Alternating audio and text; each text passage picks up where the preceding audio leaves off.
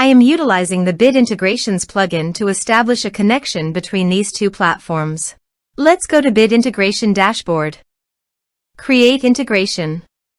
Search and select Beaver Builder. Select a form. Next, search and select an action.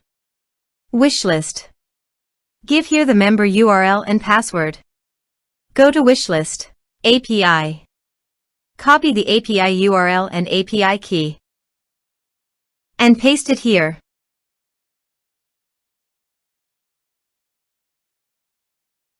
Authorize it. Authorization is successfully done. Now click on Next. Choose an action. Choose a level. Map the respective fields. Here are advanced features in conditional logic. If you want, you can use it for your own requirement. Click on Next. Finish and save it. Go to the Beaver Builder page and fill in the form.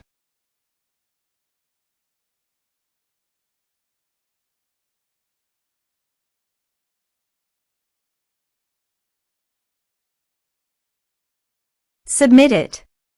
Form submitted successfully. Now go to the WishList dashboard.